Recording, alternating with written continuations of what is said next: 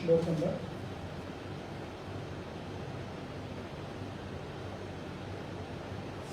8 से पाठ करें। ओम श्री परमात्मने नमः। श्री परमात्मने नमः। प्रकृतिं स्वामवष्टभ्यः विसृजामि पुनः पुनः भूतग्राममिमं कृष्णम् अवशं प्रकृतेर्वशात् न च मां तानि कर्माणि निबध्नन्ते धनञ्जय।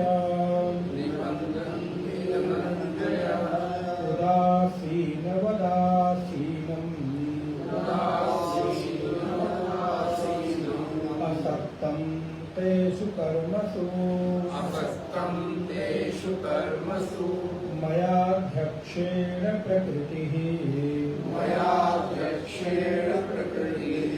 सूयते सचराचरम् हेतुनानेन कौन्तेय जगद्विपर्यवर्तते अवजानन्ति मां मूढाः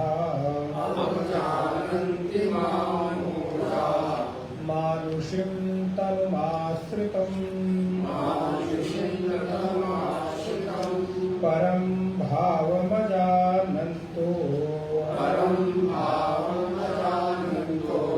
मम भूतमहेश्वरम्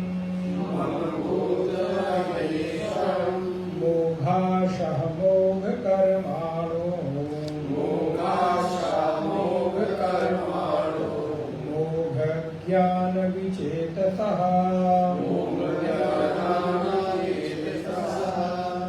राक्षसीमासुरीं चैव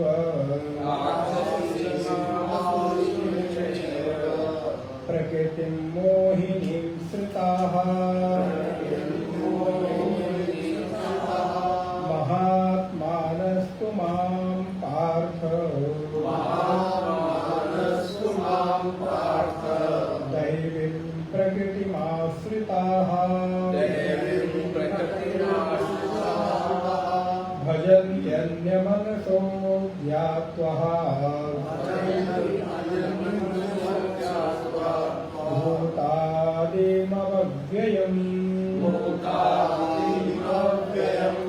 सततं कीर्तयन्तो माम्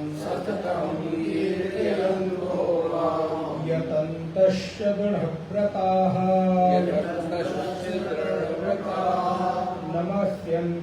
नमस्यन्तश्च मां भक्त्याः नित्ययुक्ताः उपासते ज्ञानयज्ञेन चाप्यन्ये यजन्तो मामुपासते एकत्वेन पृथक्त्वेन बहुधाः विश्वतो मुखम्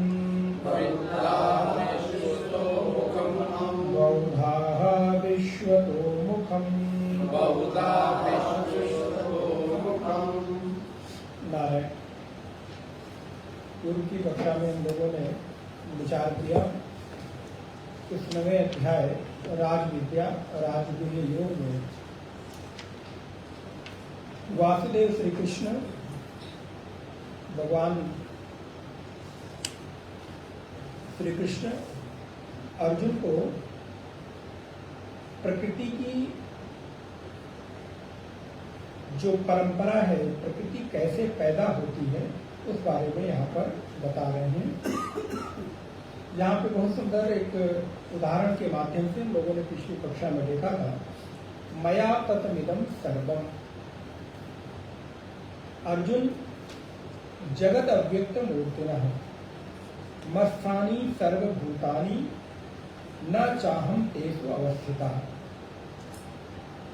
सारे के सारे भूत मुझ में स्थित लगते हुए से दिखाई देते हैं, मैं उन भूतों में स्थित होता हुआ दिखाई देता है, लेकिन यथार्थता सत्य ये है कि वो भूत मुझ में कभी भी होते नहीं हैं। इसको इस तरह से देख सकते हैं, जैसे कई बार हमारे जीवन में किसी व्यक्ति के साथ संबंधों की आत्मीयता की अनुभूति होती है और वो व्यक्ति मुझे कहता है कि मैं आपको बहुत स्नेह करता हूं, प्रेम करता हूं।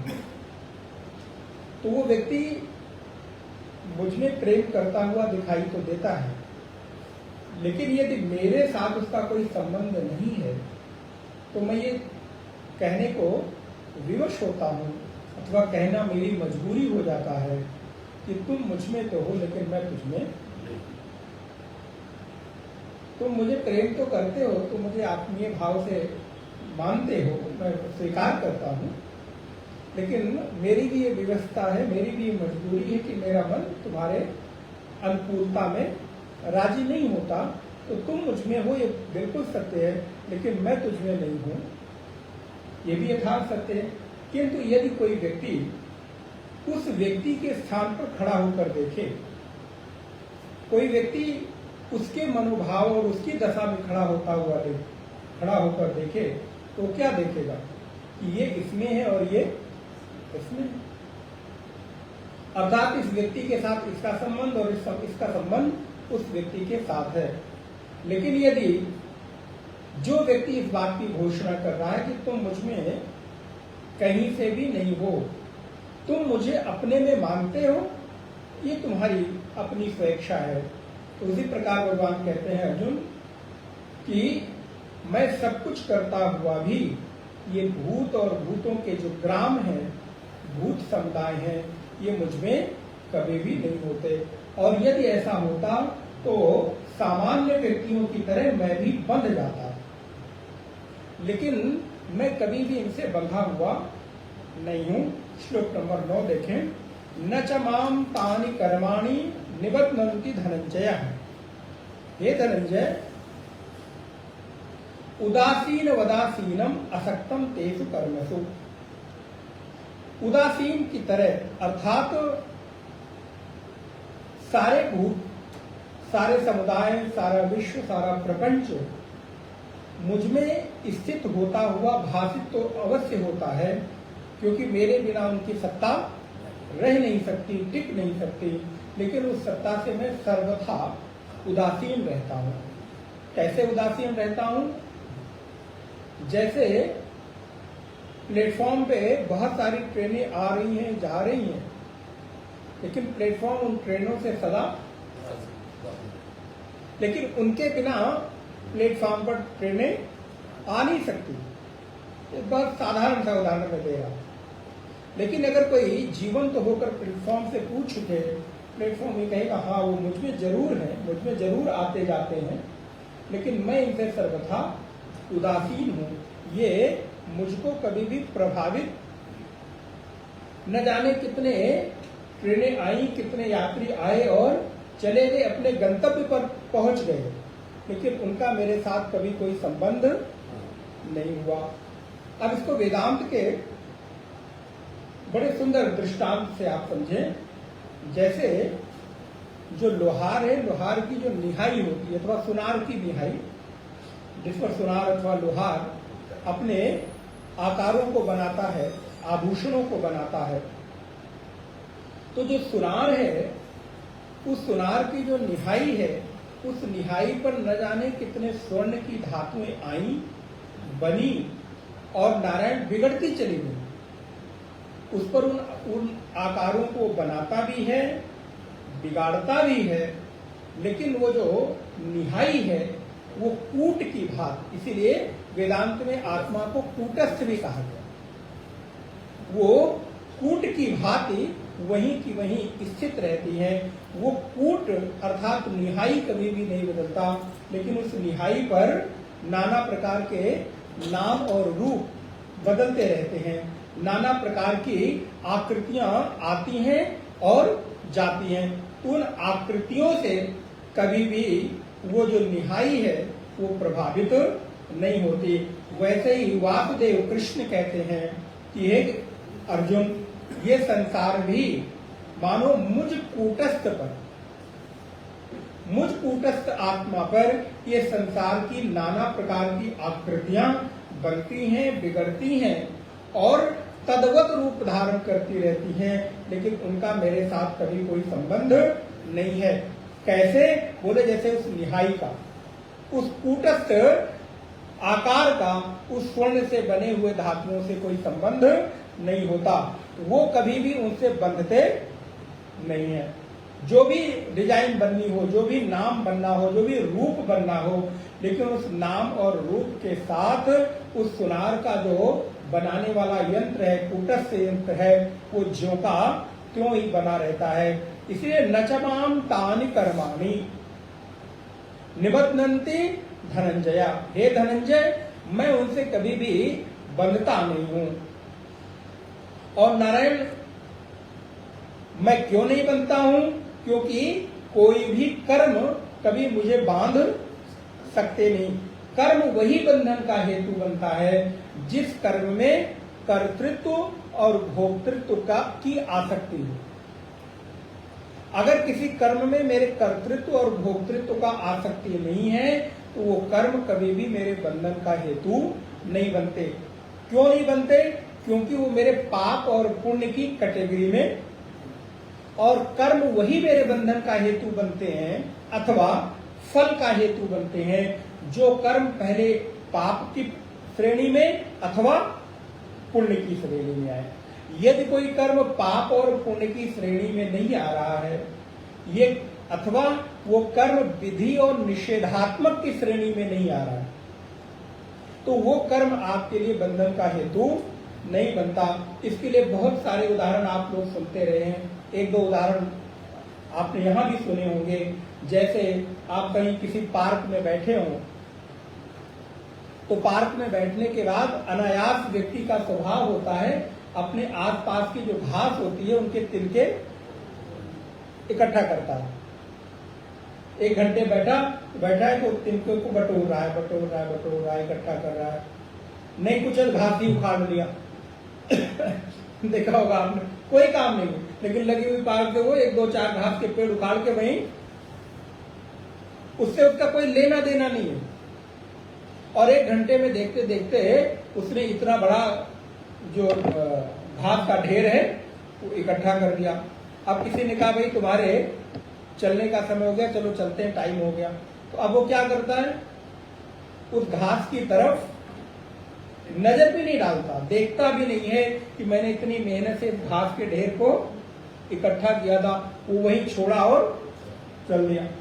अब अगर देखा जाए तो शास्त्रीय दृष्टि से उसका न कोई पुण्य है और न कोई पाप है, क्योंकि वो अनासक्त भाव से, अकर्तृत्व भाव से, अभोक्तृत्व भाव से वो कर्म कर रहा था। इसलिए हमारे प्रत्येक वो कर्म बंधन का हेतु बनते हैं जिनमें कर्तृत्व हो गए और जिनमें भोक्तृत्व हो गए। तो सबसे पहले तो कर्तृत्व ही आता है। इसलिए कर्तृत्वाभिमान पूर्वक किए गए कर्म से ही विधि निषेधात्मक क्रिया को कर्म कहते हैं। ये कर्म की परिभाषा, कर्तृत्व अभिमान पूर्वक विधि निषेधात्मक क्रिया को कर्म कहते हैं। और फिर यही विधि निषेधात्मक क्रिया मेरे सुख दुख का, मेरे पाप पुण्य का और मेरे अनुकूलता और प्रतिकूलता का हेतु बनती है। इसलिए भगवान कहते हैं कि ये संसार की जो सृष्टि है ये मैं कर तो रहा हूं, करता हुआ दिखाई तो देता हूं, लेकिन इसका मेरे साथ कोई संबंध, इसलिए मेरे साथ बंधन का हेतु नहीं बनते हैं। यहां पर बड़ी सुंदर एक का उदाहरण दिया, बोले प्रज्ञा प्रसादाम आरोह्य असोच्या सोचते जनान भूमिष्ठानिव शैलस्थम सर्वान प्राज्ञोनुपश्यति। बोले जैसे कोई व्यक्ति पहाड़ पर बैठा हुआ हो। अब आप सारे लोग पहाड़ गए हैं और फिर जाने की तैयारी कर रहे हैं, तो पहाड़ों में आप बैठे हो और नीचे पहाड़ों में जो नाले हैं, नहर है, पनारा है, झरने हैं, झील है, जो भी कुछ है, वहां पर आप देखते हैं कोई जंगली पशु तैर रहा है, घूम रहा है उसमें। तो आप ऊंचे पहाड़ पर बैठे हुए नीचे गहरे खाई में जंगली पशु, मारने वाला पशु देखकर भी आप डरते हैं क्या? बल्कि आप उसको एंजॉय करते हैं। आओ क्या बात है, देखो इसने एक यहां इसको मारा, वो उसने उसको मारा, और आप उस खेल का आनंद लेते हैं। क्यों? क्योंकि आपको मालूम है कि मैं एक सुरक्षित जगह पर बैठा हूं, इतनी ऊंचाई पर चाह कर भी वो चढ़ नहीं सकता। अगर उसका चढ़ने का मन करे तो वो चढ़कर मुझे कोई हानि नहीं पहुंचा सकता। ठीक इसी प्रकार हम और आप भी इसी प्रकार संसार में रहकर उदासीन हो सकते हैं। उदासीनता का एक बहुत सुंदर दृष्टांत है। जैसे ऊपर सुरक्षित पहाड़ पर बैठा हुआ व्यक्ति नीचे चलने वाले पशु पक्षियों से डरता नहीं है, बल्कि उसका आनंद लेता है, वैसे ही जो साधक है जब वो कर्तृत्वाभिमान पूर्वक, भोक्तृत्वाभिमान पूर्वक रहित होकर अपने ऊंचे आसन पर उदासीन का माने उत आसीनम, उदासीन का तात्पर्य होता है उत आसीनम, जिसका आसन थोड़ा ऊपर की ओर हो। तो ऐसे उदासीन आसन पर अगर कोई व्यक्ति बैठा है जिसमें कर्तृत्व और भोक्तृत्व का अभिमान नहीं है, तो क्या होता है? बोले वो ब्रह्म में स्थित है, क्योंकि नीचे किसी भी प्रकार की क्रिया का उसको कोई प्रभाव नहीं पड़ रहा है। ऐसा नहीं कि क्रिया होगी नहीं अथवा क्रिया हो नहीं रही है। क्रिया सतत जैसे संसार की गति थी, जैसे चल रही है वैसे चलती रहेगी। ऐसा कभी भी नहीं होगा कि मैं कर्तृत्वाभिमान रहित हो गया तो संसार की क्रियाएं बंद हो जाएंगी, रुक जाएंगी। ऐसा कभी नहीं हो सकता। संसार तो अपनी गति से सर्वथा चलता ही रहेगा, लेकिन मैं उस कर्तृत्व के दंश से अपने आप को सुरक्षित अनुभव करता हुआ निश्चिंत रहूंगा। अब किसी मैदानी इलाके में आप रहते हो, लेकिन आपने देखा कि समुद्र के तट के जो समुद्र तटीय शहर हैं, वहां पर बहुत तेजी से अभी भी आपने सूचना सुनी, आपको कितना डर लगा। मनुष्य होने के नाते, अपने देश का एक अंग हिस्सा होने के नाते आप उसमें संवेदनशील होते हैं, आप उस सुख दुख में सहभागी होते हैं। लेकिन आप बताइए, क्या उस विराट तूफान के आने से भी आपके ऊपर किसी भी प्रकार के, आपके खाने पीने पर, दिनचर्या पर, आपके जीवन में किसी भी प्रकार की कोई बाधा उत्पन्न होती हो? लेकिन अगर वही मेरे ऊपर आ जाए, मेरे घर में आ जाए, या शाम को थोड़ी सी आंधी चल जाए, तब आप देखिए डर जाते हैं, लाइट चली गई और ये हो गया और वो हो गया।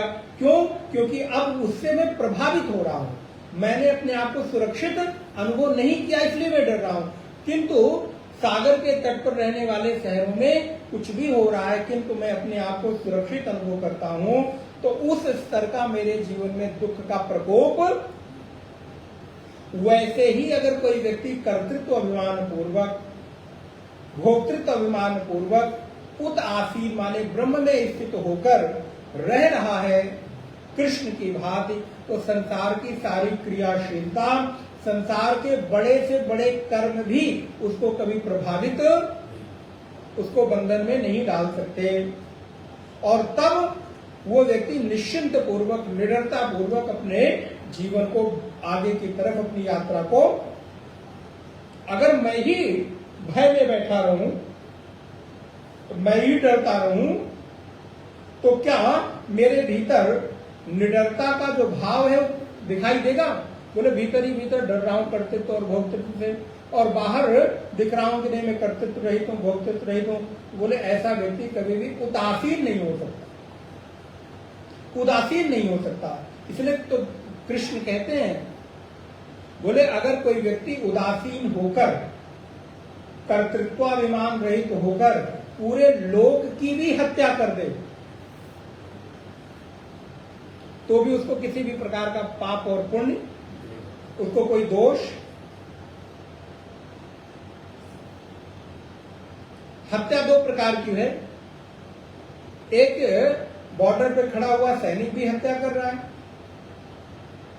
और एक जनमानस भी अपने आसपास हत्या कर रहा है। हत्याएं दोनों हैं, लेकिन एक हत्या का परिणाम जेल है, दूसरी हत्या का परिणाम अवार्ड, मेडल, वाहवाही। तो हत्या तो दोनों है, तो दोनों को एक ही जैसी सजा होनी चाहिए। भाई हत्या तो हत्या, चाहे मैं करूंगा। बोले नहीं, उस हत्या के पीछे उसका अपना कोई कर्तृत्व, उस सैनिक को कोई लेना देना नहीं, वो अपने लिए नहीं कर रहा है, उसका कोई कर्तृत्व और भोक्तृत्व उसके साथ नहीं है। उसको ऑर्डर मिला है, उसको उसी लिए वहां पर ड्यूटी दी गई है।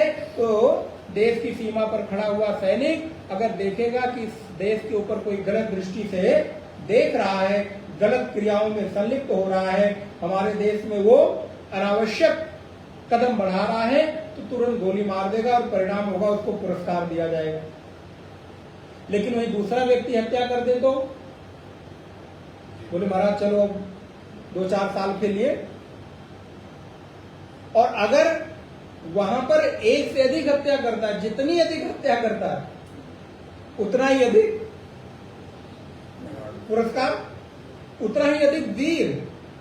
किंतु वही सिपाही जिस दिन देश की सेना से अपने कर्तव्य को छोड़कर घर में आ जाए और यहां पर किसी एक सामान्य से व्यक्ति को थप्पड़ भी मार दे, तो उसके ऊपर केस बन जाता है। हत्या कर दे तब तो बात ही अलग की है। तो वो कहने का तात्पर्य क्या है कि वो कर्तृत्व अभिमान पूर्वक कर्म करने के कारण उस हत्यारूपी इतने विशाल कर्म का भी दोष उसको नहीं लगा। वही कृष्ण कह रहे हैं कि मैं कर्तृत्व और भोक्तृत्व रहित होने के कारण, उदासीन होने के कारण किसी भी प्रकार से इस प्रकृति के गुणों से और कर्म से बंधता नहीं हूं। मयाध्यक्षेण प्रकृति सूयते सचराचरम हेतु नानेन कौन्तेय जगत विपरिवर्तते। भगवान कहते हैं मेरी अध्यक्षता,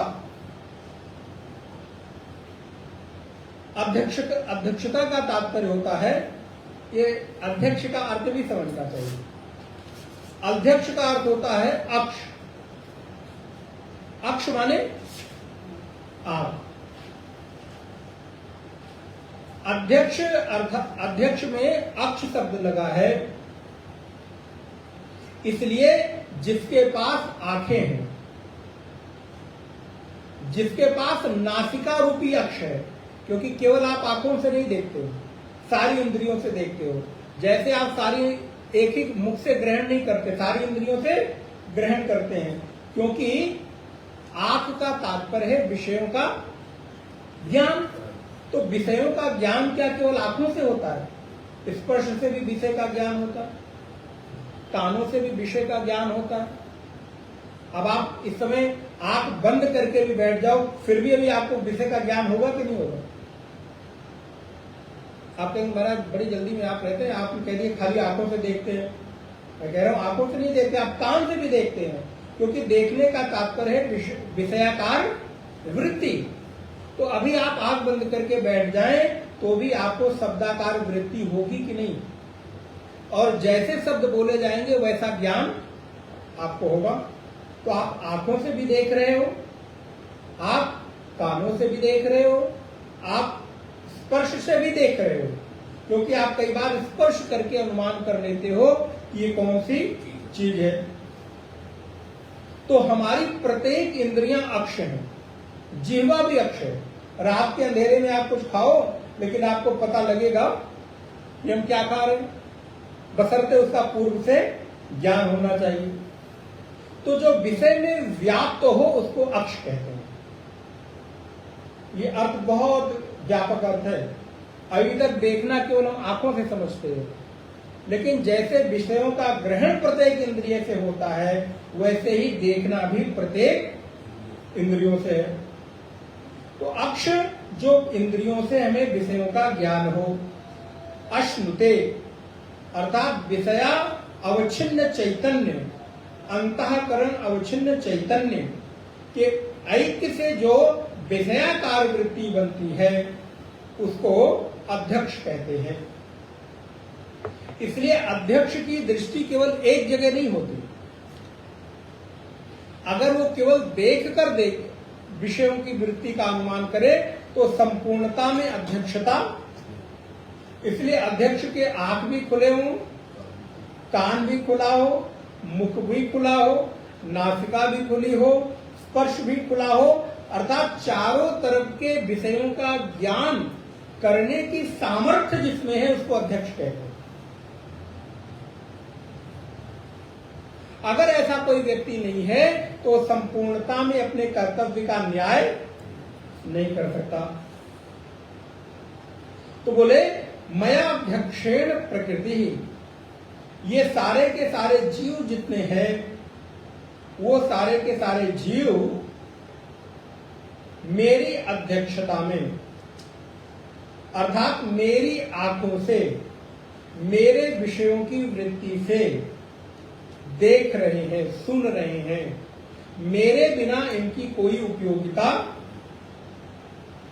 और जिस तरह से मैं चलाऊंगा वैसा ही चलेगा। पूरी की पूरी समिति का जो केंद्र बिंदु होता है कौन होता है? अध्यक्ष। पूरा का पूरा व्यक्ति कितना भी कोई निर्णय ले ले, लेकिन उस क्लॉज में ये लिखा होता है कि अध्यक्ष की सर्वसहमति के बिना, सम्मति के बिना कोई भी कार्य प्रस्तावित नहीं हो सकता, पारित नहीं हो सकता। सदन कितना भी बैठ के आपस में चर्चा कर ले, वो सारे दिन बेकार हैं जब तक कि अध्यक्ष की कुर्सी पर कोई, भले कोई ना हो, किसी कार्यकारी को बैठा दिया जाए, तभी सदन की कार्यवाही। वैसे ही अध्यक्षता के बिना किसी भी तरह का कार्य संपादित नहीं हो सकता। तो अर्जुन, मैं जीवों को ठीक रास्ते पर चलाए रखने के लिए अध्यक्ष बनकर बैठा हूं। ये लोग जो बीच में गड़बड़ करते रहते हैं ना, इनको फिर मैं ठोक पीट कर ठीक करता हूं। इसीलिए किसी भी यूनिट की, चाहे वो छोटी इकाई हो अथवा बड़ी इकाई हो, एक किसी मार्गदर्शक की, एक किसी अध्यक्ष की महती आवश्यकता होती है। नहीं तो क्या होता है, बोले वो अपने ढर्रे पे जा रहे हैं, अपने ढर्रे पे जा रहे हैं, अपने रास्ते पे जा रहे हैं। लेकिन अध्यक्ष का क्या काम है, बोले इधर उधर से चीजों को ले आकर और जिस उद्देश्य से जो कार्य हो रहा है उस पर आगे बढ़ाना। तो अर्जुन को भगवान कहते हैं, मया अध्यक्षेण प्रकृति, मेरी अध्यक्षता में अर्जुन ये प्रकृति सूयते सचराचरम, ये चर और अचर का सूयते माने पैदा होती है, प्रकट होती है। कैसे प्रकट होती है, बोले जैसे कि किसी अध्यक्षता करने वाले व्यक्ति के सामने किया जाने वाला प्रत्येक कार्य प्रामाणिक मान लिया जाता है, वैसे ही मेरी अध्यक्षता में ये पूरी की पूरी प्रकृति पैदा हो रही है, चर भी और अचर भी, अर्थात जड़ भी और चेतन भी। जड़ चेतन दोनों ही मेरी अध्यक्षता में पैदा हो रहे हैं। इसलिए मैं इस प्रकृति का अध्यक्ष हूं और अध्यक्ष का सदन की कार्रवाई से कोई संबंध उसके बिना भी नहीं होगा, लेकिन वो उसके साथ संबंध नहीं रखता, वो खाली मुहर लगा देता है कि हाँ ये बात मानी गई। बोले वैसे ही प्रकृति में पैदा होने वाले जड़ चेतन चर अचर, ये प्रकृति का काम है, वो पैदा होती रहती है और मैं अध्यक्ष बनकर उसको ठीक दिशा में ले जाता हूं। इसलिए हेतु नानेन कौन्तेय जगत विपरिवर्तते, इसलिए हे अर्जुन, प्रकृति का उसमें जो संयोग हो गया, अगर मैं रहता, उसमें कोई भी व्यक्ति रहे, चाहे उसका व्यक्ति रहे, बालक रहे, पति रहे, पत्नी रहे, कुछ भी रहे, उसमें विपरिवर्तन होता ही रहता है। जगत विपरिवर्तते, और ये जगत कैसा है, तो बोले इस जगत की स्थिति इस प्रकार है कि वो घूमता रहेगा। ये संसार का नियम है, चक्र की भांति। मैं बना बैठा रहूंगा और ये संसार चक्र अपनी स्थिति में चलता रहेगा। चलाने वाला कौन है, बोले चलाने वाला मैं हूं। पैदा करने वाला कौन है, बोले पैदा करने वाला मैं हूं। लेकिन ये कार्य मैंने प्रकृति को सौंप रखा है, मैं करता नहीं हूं, होता मेरे से है, लेकिन करती प्रकृति है। प्रकृति का चक्र है, वो चलता रहता है, घूमता रहता है। किंतु ऐसा होने पर कई बार जो बड़े बुद्धिमान लोग हैं, अब मैं यहां जब बुद्धिमान कह रहा हूं तो आप उसका उल्टा समझ लीजिएगा। भगवान कहते हैं कि जो, पढ़ लीजिएगा, मूढ़ा, मूढ़, अगर ये बात ध्यान रखिएगा, कोई बड़ा व्यक्ति, कोई सम्माननीय व्यक्ति एक साधारण सा शब्द कहे तो समझ लेना उस सामान्य व्यक्ति के गंदे शब्दों से अधिक कठोर होता है। बड़े लोग, मर्यादित लोग, मर्यादा में रहने वाले जो लोग हैं, वो कभी भी आपको गाली नहीं देंगे, अपशब्द नहीं कहेंगे, वो संकेत में ही शब्दों को कहकर और आपको समझा देंगे।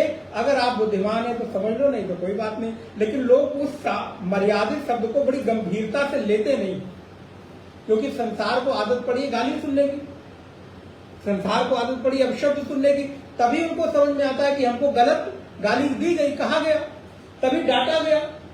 लेकिन भगवान के शब्दों में मूढ़ भी कह समझिए बहुत बड़ी डांट है। अगर भगवान इतने बड़े होकर किसी को मूढ़ कह दे तो समझना हमारे आपके शब्दों में तो बहुत बड़ी डांट होगी। भगवान मानो डांट रहे हैं और डांटते हुए क्या कहते हैं, अवजानन्ति माम मूढ़ाः।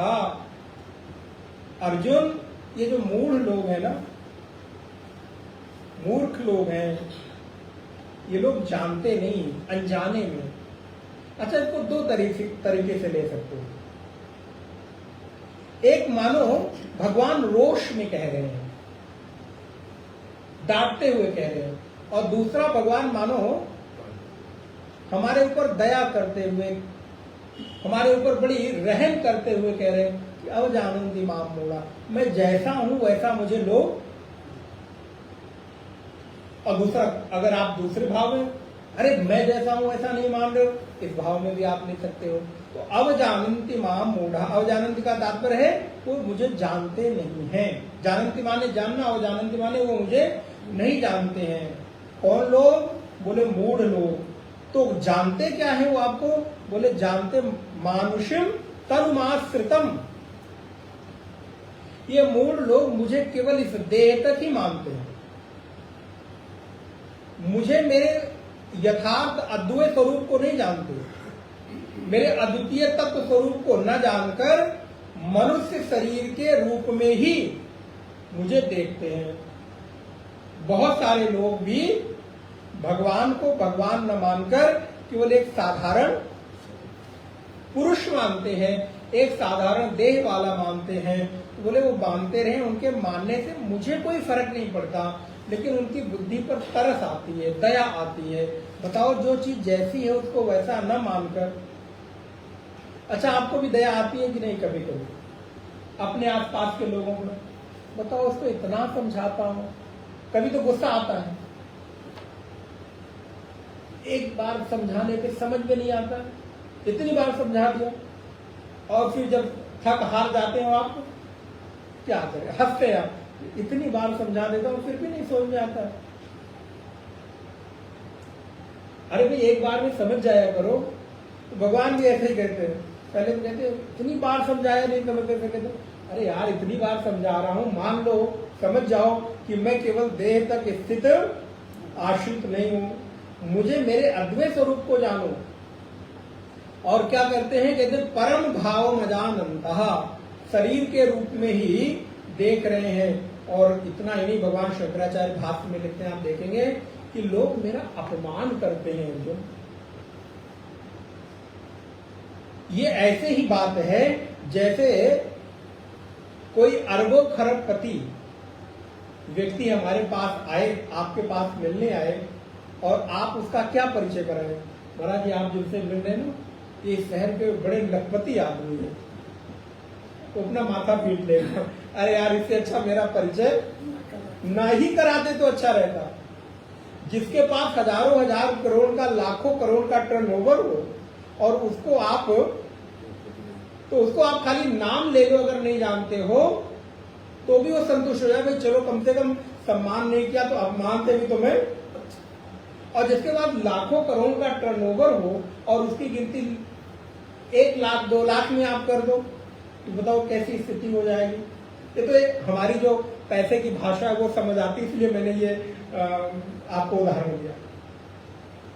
जैसे कोई व्यक्ति बहुत शुद्ध हो, सात्विक हो, बहुत धर्मनिष्ठ, गौ संत ब्राह्मण सेवी हो, तो उसका हम परिचय उस रूप में न करा के उसका परिचय कराएं कि ये बहुत धनवान लोग हैं, ये बड़े सामाजिक प्रतिष्ठित लोग हैं। तो कई बार ये बहुत लोगों को अच्छा नहीं लगता है, उनको लगता है कि मेरा परिचय केवल एक भक्त के रूप में ही होना चाहिए। तो जो जैसा है, जो जैसा चाहता है, उसका वैसा ही परिचय होना चाहिए। तो भगवान कहते हैं भाई मैं जैसा हूं वैसा मेरा परिचय कराओ, और नहीं करा सकते हो तो कम से कम न ही कराओ। लेकिन भाई मेरी बेइज्जती क्यों करते रहते हो? भगवान स्वीकार करते हैं। भाष्य में आप जो पढ़ेंगे, लोग मेरा अपमान करते हैं अर्जुन, इसलिए अगर न पता हो तो कम से कम इस अपराध से बचना चाहिए। ये अपराध है। भक्ति के भाव में जाएंगे तो कई प्रकार के अपराध होते हैं, नामापराध, रूपापराध, गुण का अपराध, विभिन्न प्रकार के अपराध होते हैं।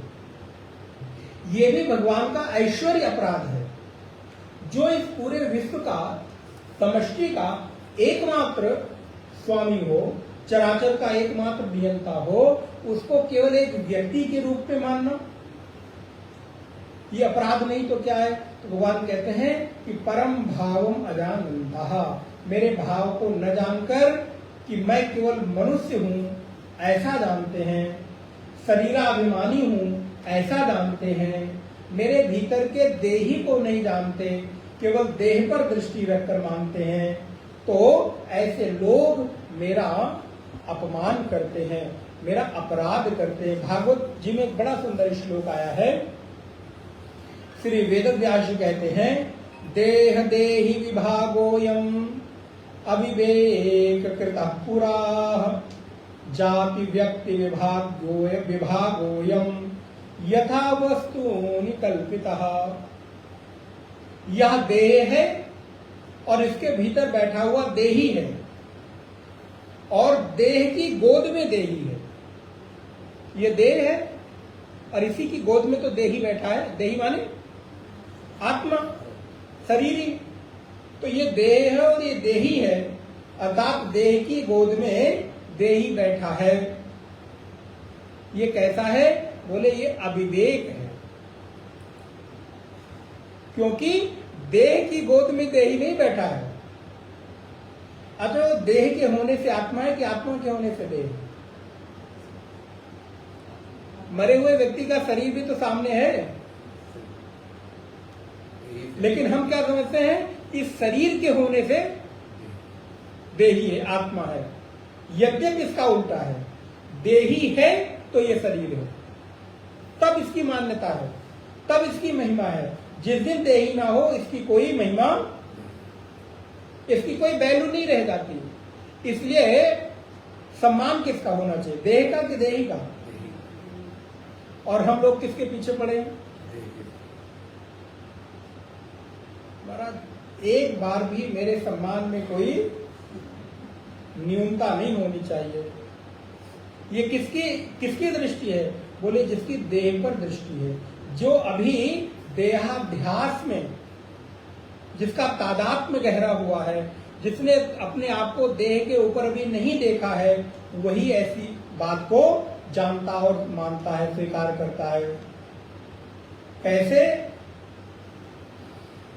बोले जैसे एक घड़ा अथवा हजारों घड़े मिट्टी के, सब के सब मिट्टी से ही कल्पित हैं, यह सब मिट्टी से ही कल्पना करके बनाए गए हैं। वैसे ही एक ही देही से, अर्थात एक ही चेतना से, एक ही आत्मा से ये सारे के सारे घट रूपी देह,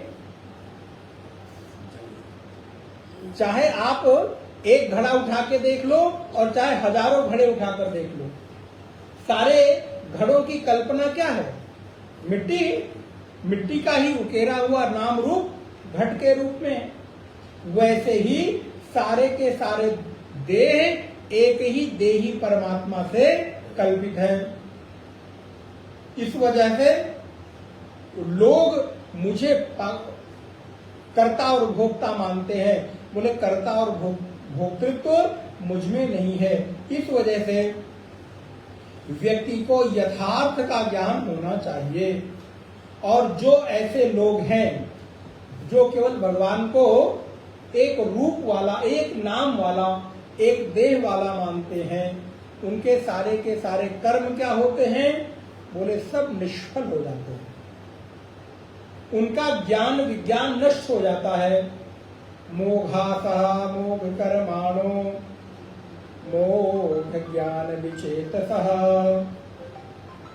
राक्षसीम् आसुरीं चैव प्रकृतिं मोहिनीं श्रुताः। कहते हैं उनके सारे के सारे जो आशाएं हैं, मोघाशा और मोघ कर्माणो, उनकी आशाएं व्यर्थ हैं, उनका कर्म व्यर्थ है और उनका ज्ञान भी कर्म है। और इतना ही नहीं, विचेतसाह, उनका जो चित्त है वो विचेतस है, अर्थात विक्षिप्त चित्त वाले हैं।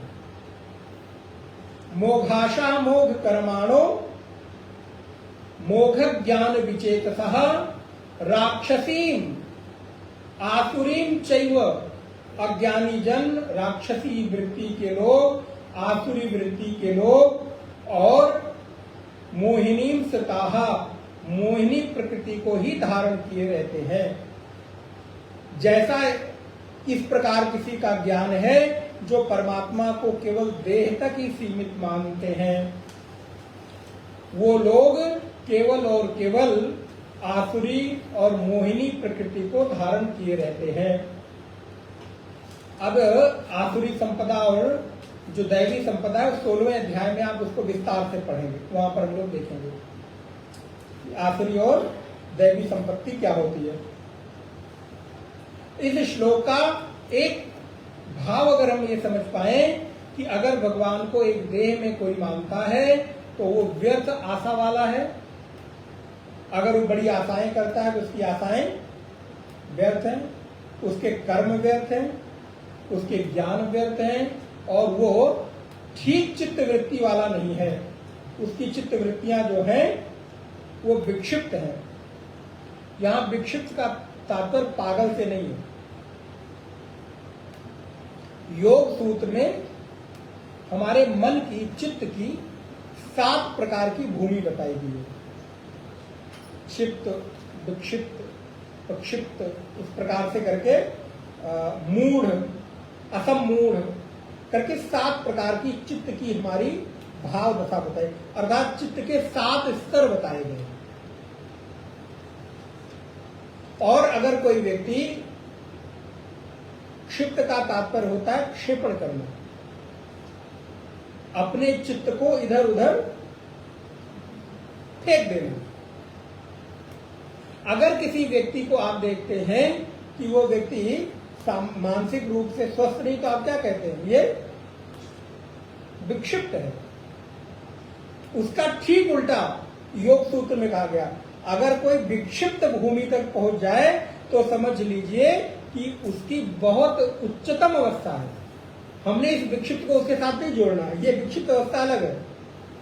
विक्षिप्त का तात्पर्य है कि जिसने अपने चित्त को विशेष प्रकार से किसी लक्ष्य में क्षेपित कर दिया है, स्थापित कर दिया है, वो विक्षिप्त चित्त वाला है। अर्थात जिसका चित्त केवल और केवल अपने लक्ष्य पर स्थित हो गया। लेकिन हमने उस अर्थ को यहां पर पागल से घोषित कर दिया, जो कि बिल्कुल उल्टा अर्थ है। योग सूत्र में महर्षि दूसरी स्टेज होगी। महर्षि पतंजलि के योग सूत्र में पढ़ेंगे तो वहां पर विक्षिप्त की जो अवस्था बताई गई बहुत उच्च अवस्था बताई गई, लेकिन वहां उसका अर्थ अलग है। इस अर्थ के साथ में जोड़ के देखें, नहीं तो महाराज क्या करें, बोले विक्षिप्त हो जाना ही उचित है।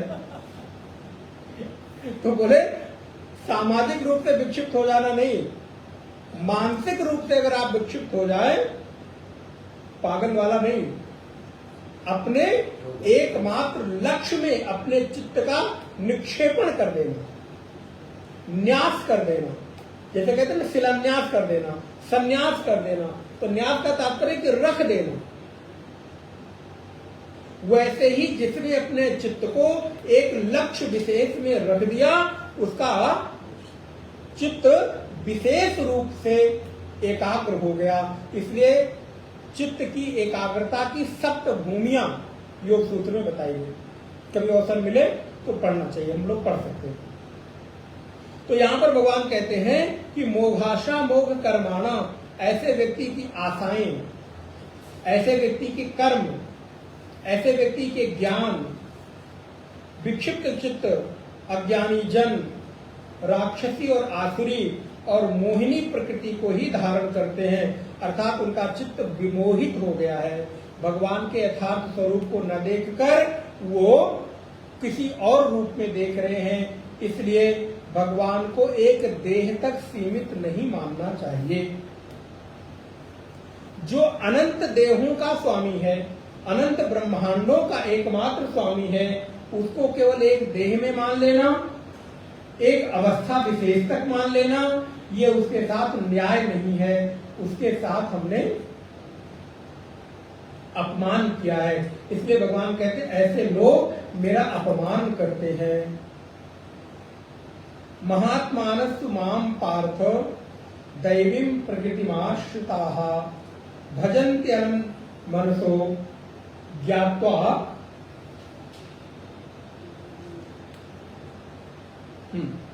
ज्ञात्वा भूतादिम अव्ययम महात्मानस्तु माम पार्थ। हे पार्थ, हे अर्जुन, हे कुंती पुत्र, जो दैवी प्रकृति के लोग हैं, पीछे भी क्या बताया, आसुरी प्रवृत्ति के लोग, तो आसुरी प्रवृत्ति के लोग भगवान को एक देह वाला मानते हैं। ऐसे लोगों के प्रत्येक कर्म धर्म आशाएं व्यर्थ हो जाती हैं। लेकिन दूसरे तरह के भी लोग इस संसार में हैं, जो लोग क्या महान करते हैं कि दैवी प्रकृति के स्वभाव वाले होते हैं, उनके भीतर नाना प्रकार की दैवी वृत्तियां रहती हैं। जैसे गीता में भगवान कहते हैं कि अभयम सत्व संशुद्धि इत्यादि, उनमें अभयता है, शुद्धि है, ज्ञान है। तो ऐसे महात्मा लोग मुझे कैसा मानते हैं? बोले ऐसे लोग महात्मा कहे जाते हैं। सबसे पहला तो ये है। वहां क्या कहा? बोले वहां मूढ़ कहा। जो लोग भगवान को एक देह वाला मानते हैं वो मूढ़ कहे जाते हैं। जो लोग भगवान को एक देह वाला नहीं मानते वो महात्मा हैं। और कैसे मानते हैं? कि मैं ही सभी भूतों का एकमात्र सनातन कारण हूं। महात्मानस्तु माम पार्थ दैवीं प्रकृतिमाश्रिता, मैं ही पूरी प्रकृति का एकमात्र आश्रयदाता हूं। और इस प्रकार से जो लोग भजन्ति अनन्य मनसा, ऐसे अनन्य मन से, अनन्य अर्थात मेरे अतिरिक्त जिसका और कोई आलंबन और कोई आश्रय, तो मुझे कैसा मानते हैं? बोले मुझे सभी भूतों का एकमात्र सनातन और नाश रहित अक्षर स्वरूप मानते हैं। और अनन्य मन से युक्त होकर निरंतर मेरा भजन करते हैं, निरंतर मेरा स्मरण करते हैं, वो लोग महात्मा हैं। किस संप्रदाय के? बोले जो संप्रदाय मानना हो मान लो। बोले कौन से वस्त्र पहन लेते हैं? बोले जो वस्त्र पहनने हैं पहन लो। यहां भगवान ने कोई संप्रदाय, कोई वस्त्र, कोई टीका, कोई चंदन, किसी भी प्रकार के सात महात्माओं को बांधा नहीं है। इसलिए मैं उसी महात्मा को मानूंगा। ये ऐसे जो लोग हैं उन पर भगवान कृपा करें। महाराज बड़े बड़े आचार्य एक दूसरे का विरोध करते हैं। अब बताइए इस श्लोक का और दूसरा अर्थ कैसे कोई निकालेगा? सीधा भगवान कह रहे हैं कि मैं उन लोगों को महात्मा कहता हूं जो लोग मुझे समस्त भूतों का एकमात्र सनातन और अक्षय रूप कारण मानते हैं, वो महात्मा है और अनन्य मन से मेरा भजन करते हैं। हाँ, वो तो बात अलग की है। लेकिन ऊपर से वेश धारण करके भी हो सकता है कि भीतर से उनका किसी भी प्रकार से भाव जुड़ा हुआ ना हो। इसलिए भगवान कहते हैं कि जो मेरे को अनन्य मन से स्वीकार कर लेता है उसको किसी संप्रदाय विशेष की आवश्यकता। इसलिए वैदिक सनातन धर्म में हम लोग देखिए हिंदू जनमानस ने प्रत्येक को समाहित किया। किसी महात्मा को हम लोग कभी अलग से अस्वीकार नहीं करते। जिसने भी उस तत्व के बारे में उपदेश किया उसका वस्त्र नहीं देखा, उसका टीका नहीं देखा, उसके भीतर की उस भावना को देखा कि उस एक अव्यक्त परमात्मा का उपदेश करता है, उसके प्रति श्रद्धा को समर्पित कर देते हैं। इसीलिए देखिए आप इतने बड़े बड़े लोग भले वो दूसरों को मिसगाइड करते हो, लेकिन हमारी जनमानस, भोली भाली जनमानस, लाखों लाख लोग उनके फॉलोअर्स हो जाते हैं। प्रारंभ में तो लगता है कि वो उसी एकमात्र सनातन धर्म की सत्ता का उपासना कर रहे हैं, उसका उपदेश कर रहे हैं, लेकिन पीछे से लगता है कि उनका एजेंडा। इसलिए भगवान कहते हैं कि सत्यम कीर्तयन्तो माम यतद्दश्य दृढ़व्रताः। ये लाइन बहुत जरूरी है। दृढ़व्रताः एक अक्षर। हमारे आप में कई बार दृढ़ता की कमी हो जाती है। थोड़ी सी कोई चीज विपरीत हुई, थोड़ी सी कोई चीज प्रतिकूल हुई, तो हमारी जो दृढ़ता है, हमारा जो संकल्प है, हमारी जो श्रद्धा है, आप सोचिए हमारी श्रद्धा कितनी खोखली है, हमारी श्रद्धा में कितना बल है। जब तक सब ठीक है, जब तक सब हमारे अनुकूल है, तब तक तो भगवान है, सब ठीक है। अरे सब ऐसे ही। कब बोले एक छोटी सी विपरीत घटना हो जाए,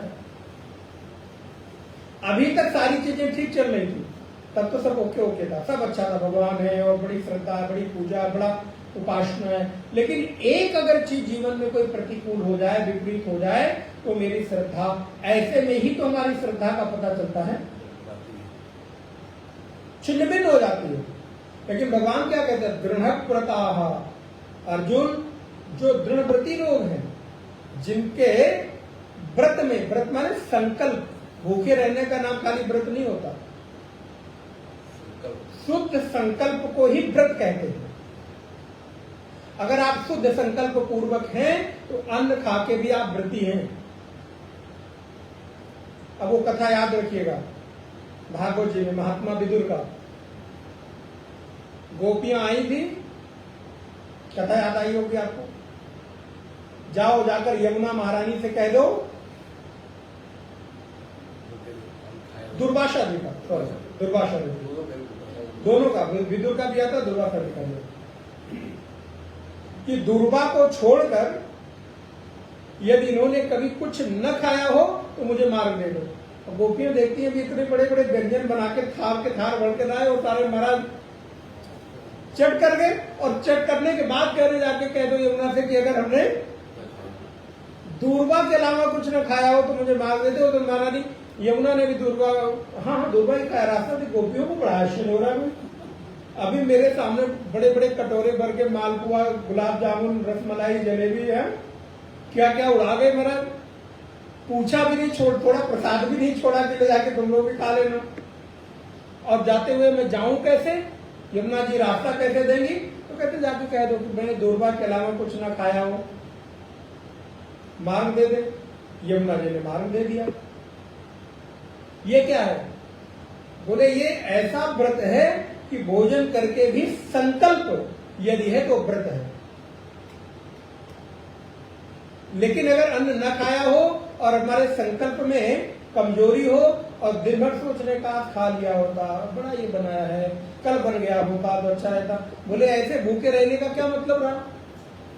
इसलिए कई बार सब कुछ खाकर भी हम व्रती हो सकते हैं, और कई बार भूखे रहकर भी सब कुछ खाए हुए से, क्योंकि ये जो भाव दशा है ना, ये बाहर की नहीं है, ये भीतर की है। ये मार्ग कुछ भीतर वाला है। ये तो प्रेम की बात है, उठो बंदगी इतनी। ये इस मार्ग में कौन सी चीज, कौन सी युक्ति आपके लिए सहयोगी बन जाए, जब तक रहस्य न पता चलेगा। और ये रहस्य अर्थात युक्ति, जैसे कि हनुमान जी महाराज को विभीषण ने युक्ति बताई। इसलिए अध्यात्म का मार्ग युक्ति का मार्ग है, वो गुरुजनों से मिलता है, संतों से प्राप्त होता है। तो अगर दुर्वा के अलावा कुछ न खाया हुआ हो तो मार्ग दे दो। यमुना जी कहती आओ आओ, आज तक इन्होंने दुर्वा के अतिरिक्त, भगवान कहते हैं उद्धव जाओ, मेरा पटका ओढ़कर जाओ, गोपियों को ज्ञान की दीक्षा लेके आओ, ज्ञान को उनके भीतर उतारने का प्रयास करो और मेरा पटका ओढ़कर जाओगे ना, तो गोपियां समझेंगी कृष्ण आया है, तो इसलिए वो तुम्हारी बात सुन लेंगे नहीं तो सुनेंगे नहीं। मेरे पटके से वो जान लेंगी कि मैंने तुमको भेजा है। लेकिन नारायण ये मार्ग कुछ और है। गोपियां उल्टा ही उद्धव को प्रेम के भाव में दीक्षित करके विदा कर देती है। तो ये मार्ग कुछ तो अनोखा अटपटा सा है। भगवान कहते हैं ऐसे लोग जो मुझे सनातन कारण मानते हैं उनको मैं महात्मा कहता हूं। वो भले किसी भी संप्रदाय से हों, इसलिए कोई भी व्यापक दृष्टि का साधक उपासक किसी संप्रदाय विशेष के साथ आग्रह नहीं करता, वो सभी का आदर करता है। इसलिए हम सार्वभौमिक सिद्धांत को और सनातन को स्वीकार करते हैं, संकुचित नहीं। हमारा जो विस्तार है वो सार्वभौमिक है, संकुचित मार्ग नहीं है।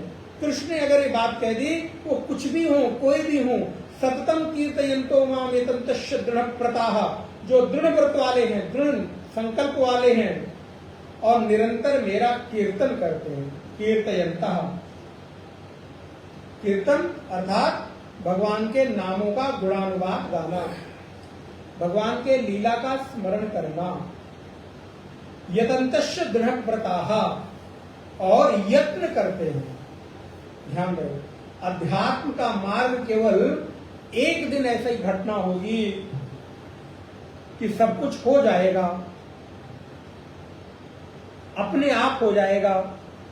तो बोले महाराज ऐसी मनोकामना करने वाले लोग बैठे रहते हैं, क्योंकि इस मार्ग में एक दिन अपने आप कुछ नहीं होता।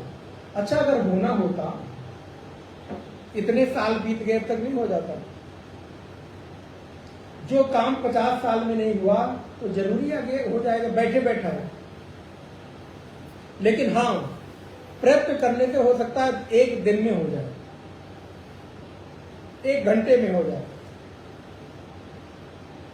वो कथा सुनी होगी, एक शिष्य गुरु के पास आया, मुझे ज्ञान चाहिए। मैं ज्ञान चाहिए, बोले मैं यहाँ उपदेश नहीं करता हूँ। बोले कहाँ करता हूँ? बोले नदी के किनारे उपदेश करता हूँ, अकेले में।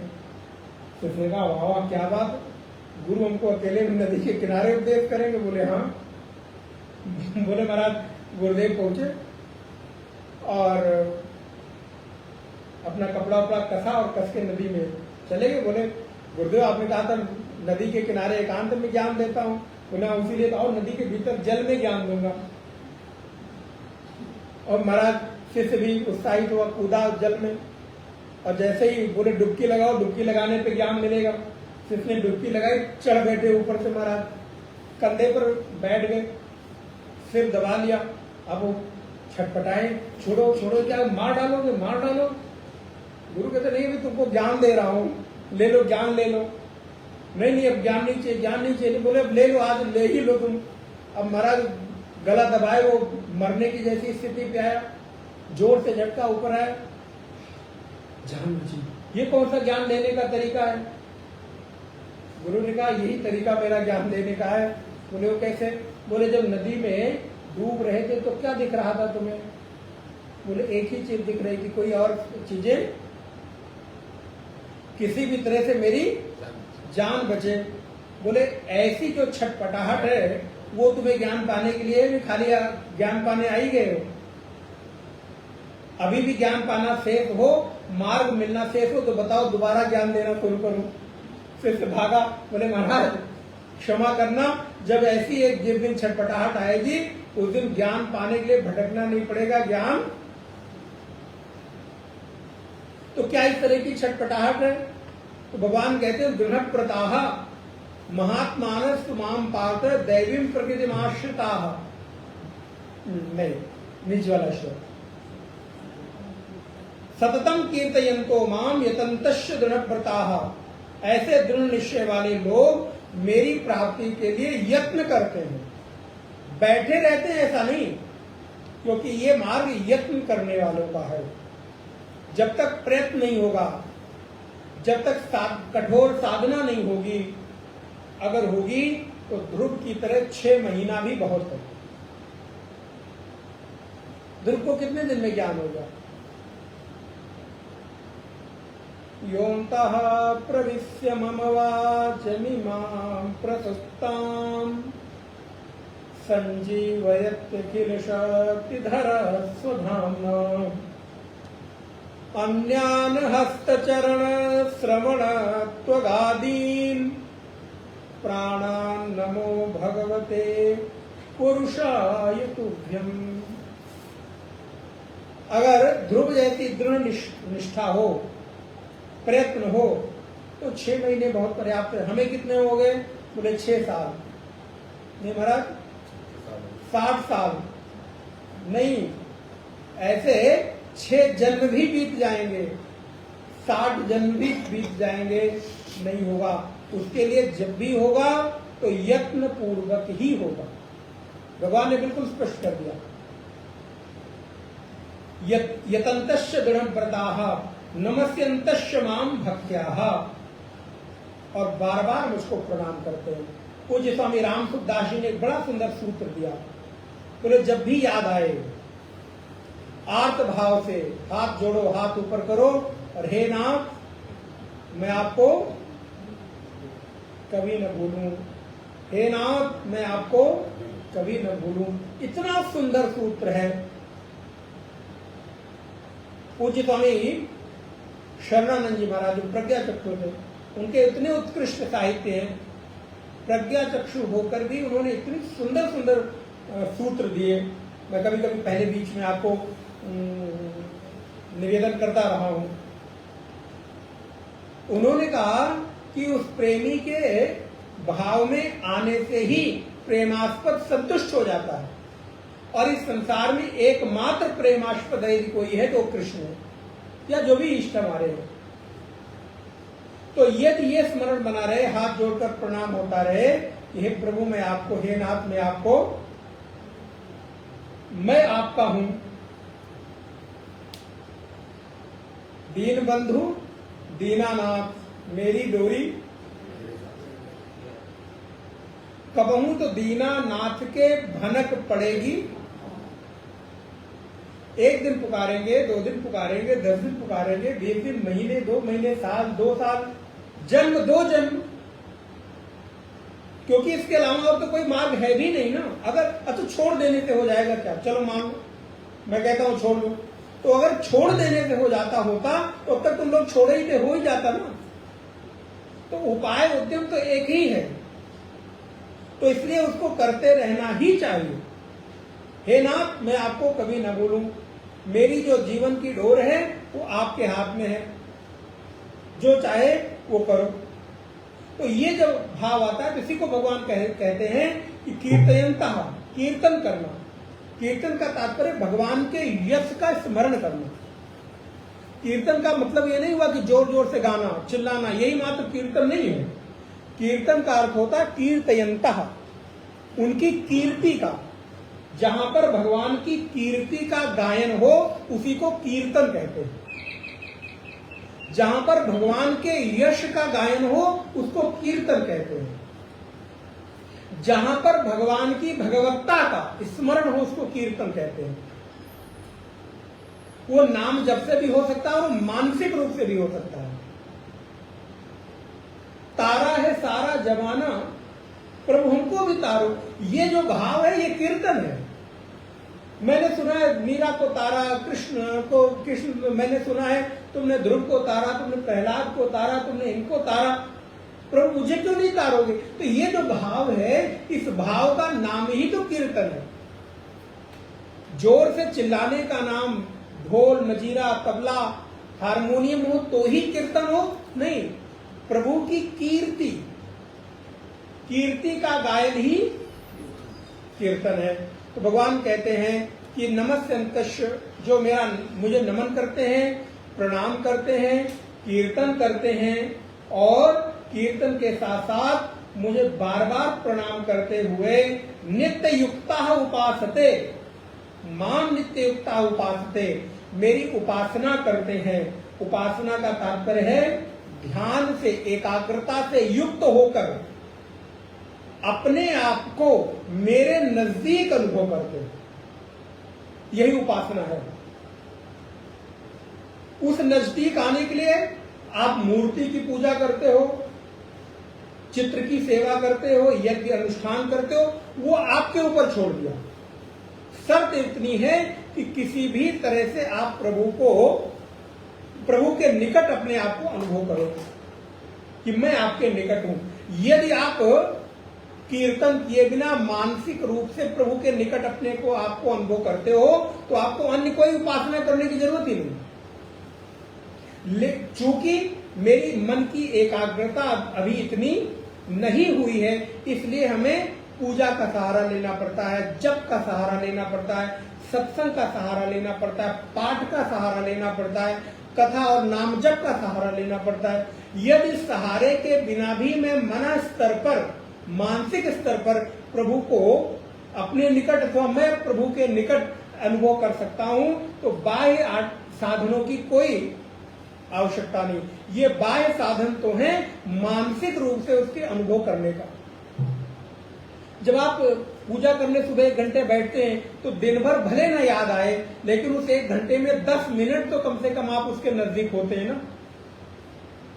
इसलिए मन से की गई 10 मिनट की सेवा आपके लिए बहुत बड़ी बात है। लेकिन बिना मन के आप 1 घंटे बैठकर माला जप करते रहे, कोई मतलब नहीं, खाना पूर्ति हो सकता है। इसलिए वो नियम अच्छा है, हो सकता है वो करते करते करते, ये बुरा नहीं है, वो मना नहीं किया जा रहा, हो सकता है वही करते करते करते एक दिन अभ्यास में भाव बन जाए। और हमारे पास कोई उपाय भी तो नहीं है ना, हम छोड़ भी नहीं सकते।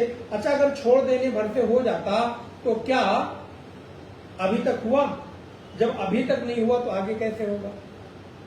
इसलिए एक ही उपाय है, नमस्ते माम भक्त्याः नित्य युक्ता उपासते ज्ञान यज्ञेन चाप्यन्ते। सब अलग अलग साधन बता रहे हैं।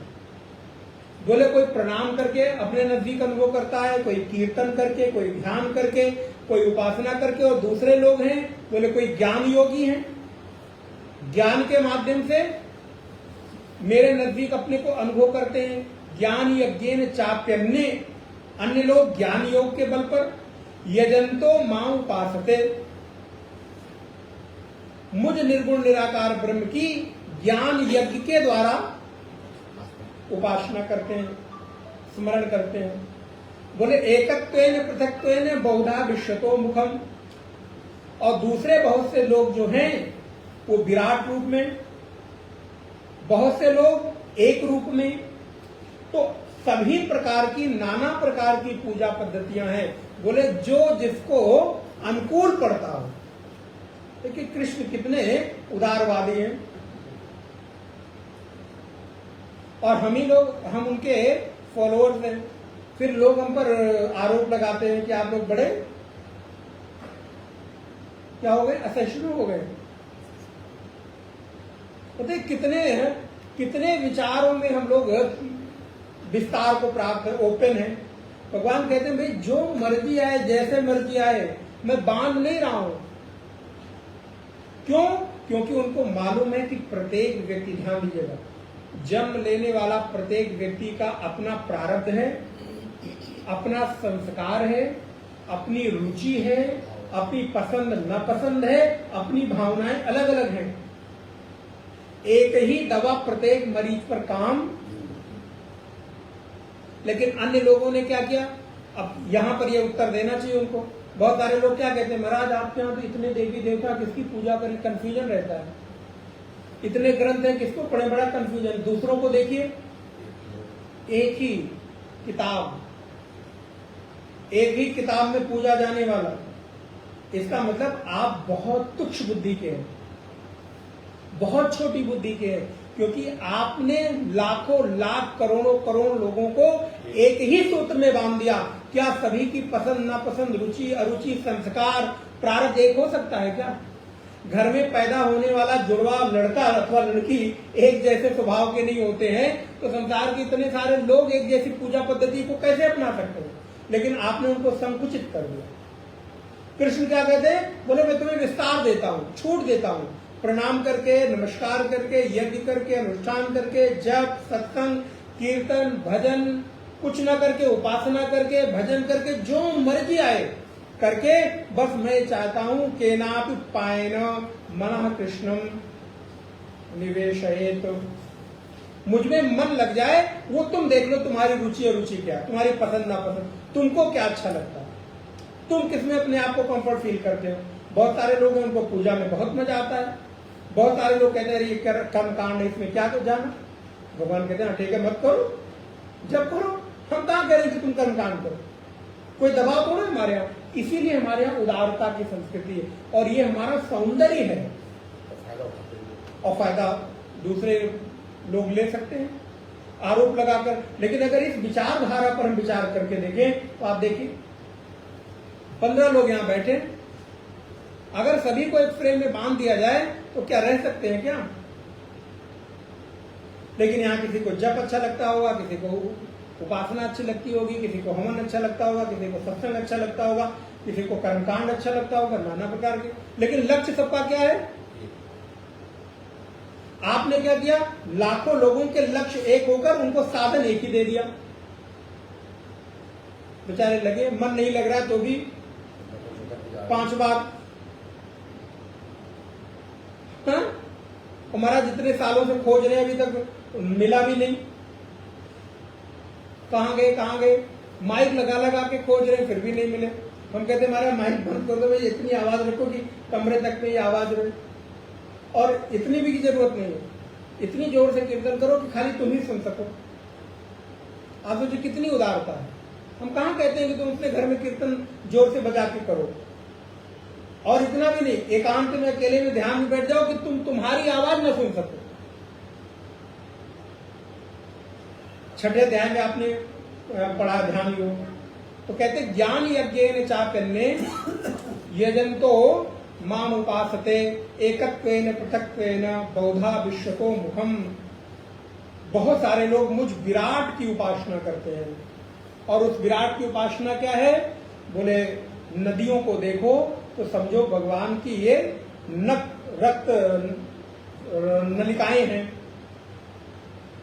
वृक्षों को देखो तो भगवान के रोम कूप हैं, सूर्य चंद्रमा को देखो तो ये भगवान के नेत्र हैं, ऊपर के लोक को देखो, आसमान को देखो तो समझो भगवान का मस्तक है, द्यूलोक को देखो, पृथ्वी लोक को देखो तो भगवान के चरण हैं। बोले इस विराट स्वरूप की उपासना आप करो, कौन मना कर रहा है? आकाश भगवान का मस्तक और ये पृथ्वी भगवान के चरण। अब इसके बीच में सारे अंगों की कल्पना कर लो, नदियों की कल्पना कर लो, वृक्षों की कर लो, पहाड़ों की कर लो, सारी की सारी चीजें तो हमारे पास उपलब्ध हैं। बस कृष्ण इतना ही कह रहे हैं कि केवल और केवल ये मान लो कि तुम्हारे जीवन का एकमात्र लक्ष्य कृष्ण है। उपासना जैसी मर्जी आए वैसी करो, उसमें कोई एकमात्र नियम नहीं है। अहम कर्तु अहम यज्ञ, भगवान बड़े विस्तार से कहते हैं, मैं ही कर्तु हूं, मैं ही यज्ञ हूं, मैं ही स्वधा हूं। आप पढ़ेंगे ब्रह्मार्पणम ब्रह्मवि ब्रह्माग्नो ब्रह्मणा हुतम ब्रह्मैव तेन गंतव्यम ब्रह्म कर्म।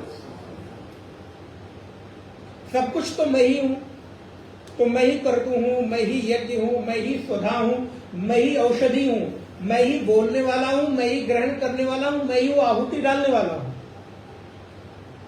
और मैं ही मंत्र हूं, मैं ही घी हूं, मैं ही हवन सामग्री हूं, मैं ही अग्नि हूं, और हवन रूप में किया जाने वाला जो क्रिया है वो भी मैं ही हूं। मुझसे अतिरिक्त तो कुछ है ही नहीं। तो जो मानना है मान लो ना। कितने सुंदर श्लोक है, विराट रूप की कल्प उपासना है। अहम कर्तु अहम यज्ञ स्वाहा अहम अहम औषधम मंत्रो अहम अहमेवाज्यम अहम अग्नि अहम हुतम। मैं ही अग्नि हूं और मैं ही उस अग्नि में डाली जाने वाली जो क्रिया है, आहुति क्रिया, वो भी मैं ही हूं। अगली कक्षा में लोग आगे विस्तार से इसको देखेंगे। 2 बार भगवान नाम संकीर्तन। श्री कृष्ण गोविंद हरे मुरारे, हे नाथ नारायण वासुदेव। श्री कृष्ण गोविंद हरे मुरारे, हे नाथ नारायण वासुदेव। श्री कृष्ण गोविंद हरे मुरारे, हे नाथ नारायण वासुदेव। श्री कृष्ण गोविंद हरे मुरारे, हे नाथ नारायण वासुदेव। हे नाथ नारायण वासुदेव, हे नाथ नारायण वासुदेव, हे नाथ नारायण वासुदेव, हे नाथ नारायण वासुदेव।